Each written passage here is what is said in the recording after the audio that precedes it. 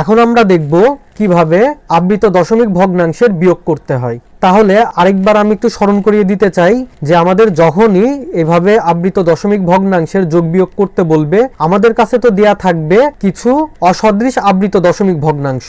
তাহলে যোগ বিয়োগ করার প্রথম শর্তই হচ্ছে আমাদেরকে এই অসদৃশ আবৃত দশমিক ভগ্নাংশগুলোকে সদৃশ আবৃত দশমিক ভগ্নাংশে রূপান্তর করে নিতে হবে। তাহলে আমরা যদি উদাহরণ 12 এর দিকে একটু খেয়াল করি, তাহলে এখানে দেয়া আছে 8.243, যেখানে 4-এর উপরে পৌনঃপুনিক এবং 3-এর উপরে পৌনঃপুনিক। এরপরে দেয়া আছে 5.24673, যেখানে 6-এর উপরে পৌনঃপুনিক আছে, 7 এবং 3-এর উপরে পৌনঃপুনিক আছে। এখন আমাদেরকে এই মানগুলোর বিয়োগ করতে হবে। তাহলে বিয়োগ করার জন্য প্রথমে আমাদেরকে এই দুটি মানকে আগে সদৃশ আবৃত দশমিক ভগ্নাংশে পরিণত করতে হবে। তার জন্য আমরা প্রথমে দেখব এই দুটি সংখ্যাতে দশমিকের পরে অনাবৃত অঙ্ক সংখ্যা কয়টি আছে সর্বোচ্চ। তাহলে আমরা দেখতে পাচ্ছি এখানে অনাবৃত অঙ্ক সংখ্যা সর্বোচ্চ আছে 2টি। ফলে আমাদের সদৃশ আবৃত দশমিক ভগ্নাংশে দশমিকের পরে সর্বোচ্চ অনাবৃত অঙ্ক সংখ্যা হবে 2টি, আর দশমিকের পরে আবৃত অঙ্ক সংখ্যা আছে এখানে 2টি এবং এখানে 3টি। এই 2 আর 3-এর লসাগু করলে আমরা মান পাবো 6। তাহলে এখন আমরা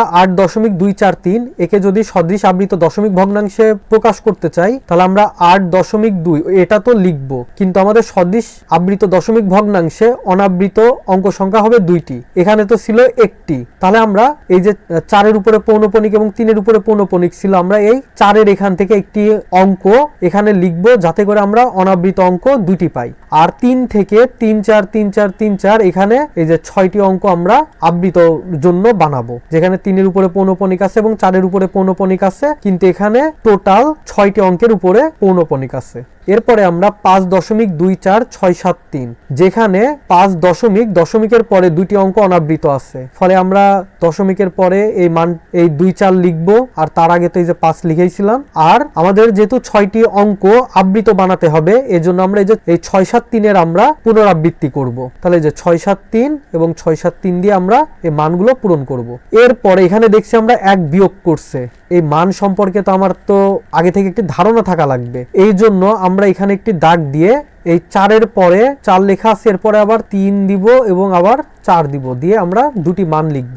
আবার এখানে 3 লেখা আছে, ফলে আমরা আবার এখানে 6-7 এই দুটি মান লিখব। লিখে আমরা যদি এখান থেকে বিয়োগ করি, 14 থেকে 7 বাদ দিলে পাবো আমরা 7, হাতের 1 একে দিলাম, এ হবে 7। 13 থেকে 7 বাদ দিলে থাকবে 6, তাহলে এই হাতের 1 এখানে আসলো। তাহলে 4-এর থেকে 4 বাদ দিলে 0, 13 থেকে 7 বাদ দিলে পাবো আমরা 6, হাতের 1 একে দিব, এ হবে 7। 14 থেকে 7 বাদ দিলে আমরা মান পাবো 7, আবার হাতের 1 একে দিব, এ হবে 4। 13 থেকে 4 বাদ দিলে আমরা মান পাবো 9, হাতের 1 একে দিব, এ হবে 8। 4-এর থেকে 8 বাদ দিলে আমরা মান পাবো 6, হাতের 1 আবার এখানে, এ হবে 7। 13 থেকে 7 বাদ দিলে মান পাবো 6, হাতের 1 এখানে, এ হবে 5। 14 থেকে 5 বাদ দিলে আমরা মান পাবো 9, আবার হাতের 1 যদি এখানে দেই তাহলে এ হবে 3। আর 12 থেকে 3 বাদ দিলে আমরা মান পাবো 9, হাতের 1 এখানে দিব, এ হবে 6। 8-এর থেকে 6 বাদ দিলে আমরা মান পাবো 2। তাহলে এটি হবে আমাদের কাঙ্ক্ষিত বিয়োগফল। আমরা কিছুক্ষণ আগে যে অঙ্কটি করলাম যেভাবে, এখানে ঠিক সেই কথাগুলোই বলা আছে। আমরা যা সম্পর্কে ইতোমধ্যে কথা বলে ফেলেছি, ফলে এখানে বলার মতো আর নতুন কিছু নেই। এখন আমরা যদি উদাহরণ 13 দেখি, তাহলে এখানে 24 দেখি, এখানে 24.45 যেখানে 6, 4 এবং 5-এর উপরে পৌনঃপুনিক আছে, থেকে আমাদের 16.437, যেখানে 4-এর উপরে পৌনঃপুনিক, 3, 7-এর উপরে পৌনঃপুনিক আছে। 16.437 যেখানে 4-এর উপরে পৌনঃপুনিক, 3 এবং 7-এর উপরে পৌনঃপুনিক, এটি বিয়োগ করতে হবে। তাহলে আমরা প্রথমেই এই অসদৃশ আবৃত দশমিক ভগ্নাংশকে সদৃশ আবৃত দশমিক ভগ্নাংশে রূপান্তর করব। এখানে দশমিকের পরে সর্বোচ্চ অনাবৃত অঙ্ক সংখ্যা আছে 2টি এবং আবৃত অঙ্ক সংখ্যা এখানে আছে 3টি, এখানেও আছে 3টি। তাহলে এই 3 আর 3-এর লসাগু করলে 3ই হবে। ফলে আমাদের সদৃশ আবৃত দশমিক ভগ্নাংশে অনাবৃত অঙ্ক সংখ্যা থাকবে 2টি এবং আবৃত অঙ্ক সংখ্যা থাকবে 3টি। তাহলে আমরা 24.45 এই 645 যেখানে 6-এর উপরে এবং 5-এর উপরে পৌনঃপুনিক আছে, এটাকে সদৃশ আবৃত দশমিক ভগ্নাংশে রূপান্তর করব। তাহলে আমরা 24.45 এটা তো লিখবো, আর এই 645 এটাও লিখে দিব। আর 16.437 যেখানে 4-এর উপরে পৌনঃপুনিক, 3 এবং 7-এর উপরে পৌনঃপুনিক আছে, এর জন্য আমরা আমরা প্রথমে পূর্ণ সংখ্যা 16 লিখব, কিন্তু এখানে দশমিকের পরে কোনো অনাবৃত অঙ্ক নেই, ফলে আমরা এই আবৃত অংশ থেকে অঙ্ক বের করে নিয়ে আমরা এই অনাবৃত অঙ্ক বানাবো। তাহলে আমরা 4 3 বের করে নিব, বের করে আমরা এই যে 4 3 এটাকে অনাবৃত করব, আর 7 থেকে আবার পুনরাবৃত্তি ঘটবে, এই যে 7 4 3 এটা আমরা আবৃত করব। এরপর আমাদের আসলে কত বিয়োগ করতে হবে সেটা এই যেখানে করে দেয়াই আছে। তাহলে আমরা এই যে 2 ঘর এক্সট্রা নিব, তাহলে 5 এর পরে আবার আমরা 6 4 লিখব, আর এই 3 এর পরে আবার আমরা 7 এবং 4 লিখব, লিখে আমরা বিয়োগ করব। 4 এর থেকে 4 বাদ দিলে 0, 16 থেকে 7 বাদ দিলে 9, হাতের 1 একে দিলাম, এ হবে 4। 15 থেকে 4 বাদ দিলে হাতের 1 একে দিলাম, তাহলে এ হবে 4। 5 এর থেকে 4 বাদ দিলে মান পাবো আমরা 1, 4 এর থেকে 4 বাদ দিলে 0, 16 থেকে 7 বাদ দিলে মান পাবো আমরা 9, হাতের 1 একে দিলাম, এ হবে 4। 5 এর থেকে 4 বাদ দিলে 1, 4 এর থেকে 4 বাদ দিলে 0, এবং 24 এর থেকে 16 বাদ দিলে আমরা মান পাবো 8। এই মানটাই আমরা এখানেও দেখতে পাচ্ছি, ফলে এটি হবে আমাদের কাঙ্ক্ষিত মান। তবে এটা একটু কঠিন লাগতে পারে, এই জন্য আমি বলবো এই যে নিচে এইভাবে বিয়োগটা বের করার জন্য।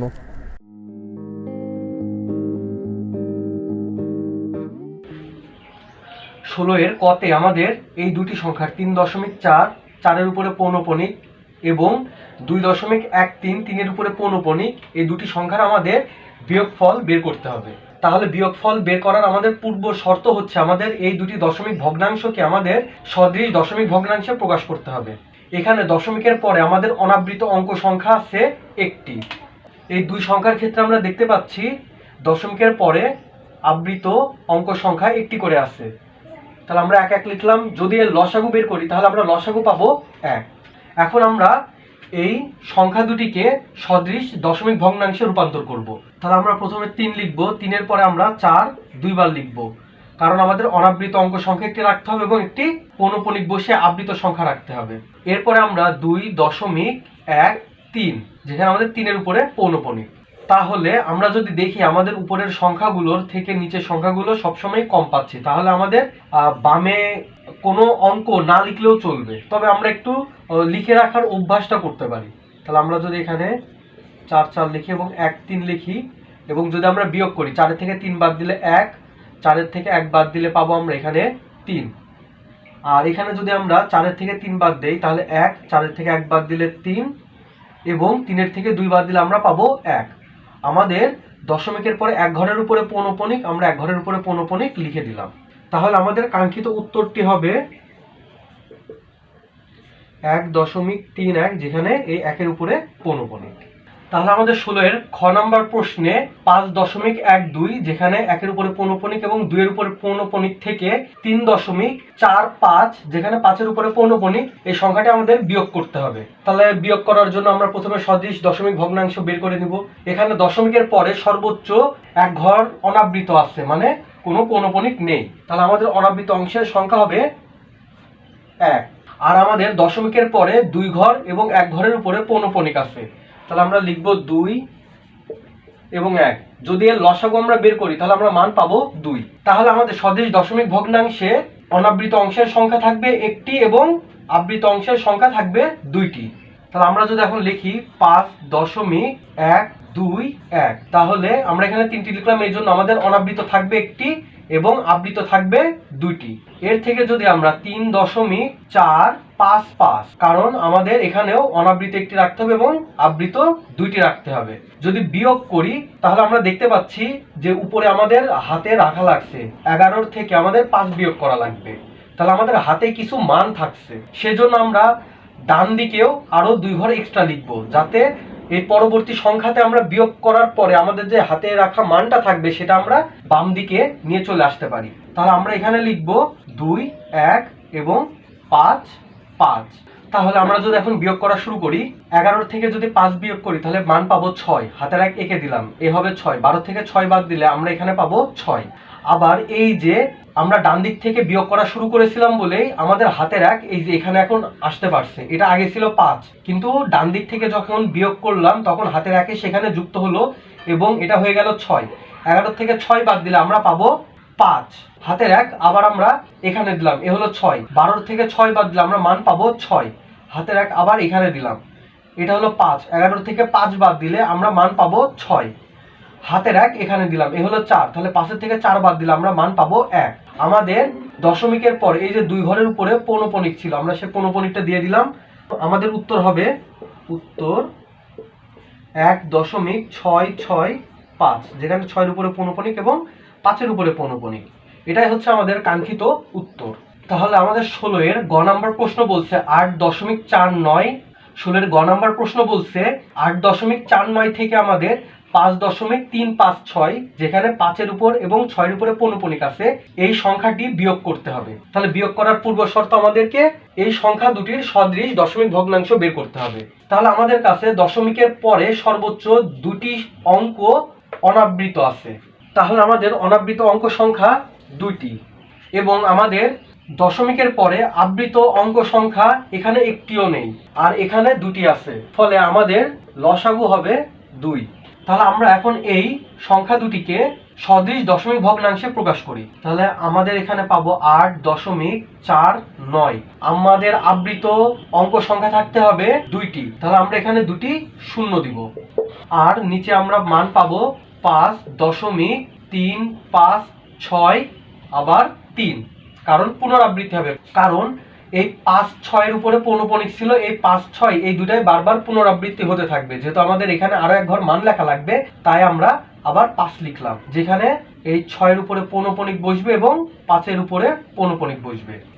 যেহেতু বিয়োগ, সেহেতু আমরা ডানের দিকে আরো 2 ঘর এক্সট্রা নিব। তাহলে আমরা এখানে 2টা শূন্য লিখবো এবং আবার আমাদের যেহেতু এখানে 5 লিখেছি, তাহলে এখানে 6 লিখবো, আবার এখানে 5 লিখবো। তাহলে এখন যদি আমরা বিয়োগ করি তাহলে মান পাবো 10-এর থেকে 5 বাদ দিলে আমরা মান পাবো 5, হাতের 1 এখানে দিলাম, এ হলো 7। 10-এর থেকে 7 বাদ দিলে আমরা মান পাবো 3, হাতের 1 এখানে দিলাম। তাহলে 10-এর থেকে আমাদের 6 বিয়োগ করা লাগবে, তাহলে মান পাবো 4, হাতের 1 এখানে দিলাম, এ হলো 7। 10-এর থেকে 7 বাদ দিলে আমরা মান পাবো 3, হাতের 1 এখানে দিলাম, এ হলো 6। 9-এর থেকে 6 বাদ দিলে মান পাবো 3। তাহলে এখানে তো আমরা হাতে কোনো কিছু নেইনি, ফলে এখানে আমরা আমাদের হাতে কোনো মান থাকছে না, যা আমরা বাম পাশে পাঠাবো। তাহলে 4-এর থেকে 3 বাদ দিলে 1, আর 8-এর থেকে 5 বাদ দিলে 3, যেখানে 3-এর উপরে এবং 4-এর উপরে পৌনঃপুনিক, এটার সাথে সদৃশ করতে হবে। তাহলে আমাদের কাঙ্ক্ষিত উত্তরটি হবে 3.13334, যেখানে 3-এর উপরে পৌনঃপুনিক এবং 4-এর উপরে পৌনঃপুনিক। তাহলে আমাদের 16-এর ঘ নাম্বার প্রশ্ন বলছে 19.345, যেখানে 5-এর উপরে পৌনঃপুনিক এবং 13.2349, যেখানে 3, 4, 9 এই 3টি অঙ্কের উপরে পৌনঃপুনিক আছে। তাহলে প্রথমে আমাদের এই সংখ্যা দুটিতে দশমিকের পরে অনাবৃত কয়টি অঙ্ক আছে তার হিসাব বের করতে হবে। তাহলে আমরা দেখতে পাচ্ছি এখানে অনাবৃত দশমিকের পরে অনাবৃত অঙ্ক সংখ্যা 2টি, এখানে অঙ্ক সংখ্যা 1টি।